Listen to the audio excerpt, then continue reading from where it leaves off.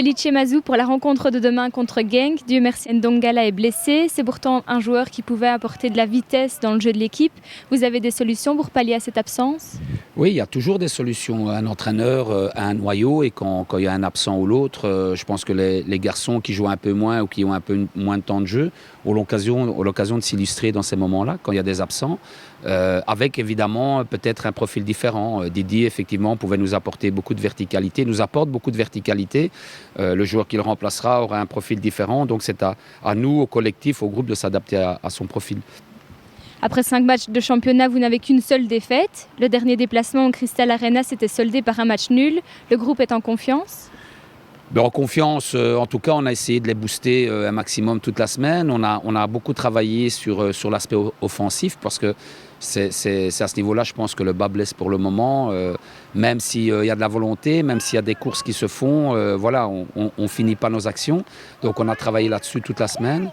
Je pense que le groupe garde malgré tout une bonne organisation. On a gardé quand même 2 fois le 0 en 5 matchs en championnat cette saison-ci. Donc ça veut dire que l'état d'esprit est là, que l'envie est là. J'espère qu'à partir de demain, on aura ce petit déclic pour l'aspect offensif. Alors vous allez jouer contre Sébastien De Haast, votre ancien joueur. Vous savez donc comment il joue, avantage ou inconvénient? Écoutez, c'est ni un avantage ni un inconvénient. Je pense que on a beau savoir comment un joueur joue, la vérité d'un match est rarement tout ce qu'on a prévu. C'est la même chose quand on joue contre un adversaire, qu'on présente un adversaire.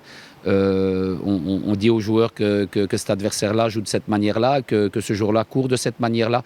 Et puis, la situation du match fait que quelque chose de nouveau apparaît. Donc, pour le cas de Sébastien De Haast, effectivement, on connaît ses qualités.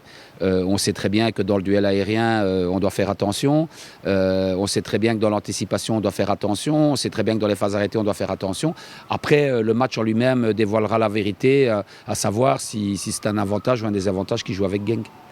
Alors la saison dernière, le Sporting a joué les Playoffs 1 en devançant Genk. Ils ont une revanche à prendre contre vous? Oui, certainement. Hein. Le foot est rempli de revanches. Hein. Une fois c'est l'un, une fois c'est l'autre. Eux ont une revanche à prendre contre nous. Et nous, on a une revanche à prendre contre nous-mêmes. Donc à ce niveau-là, on est sur un pied d'égalité. Le 13e homme, derrière son équipe, devant son écran. Plus de vidéos de Charleroi sur proximus11.be/rcsc.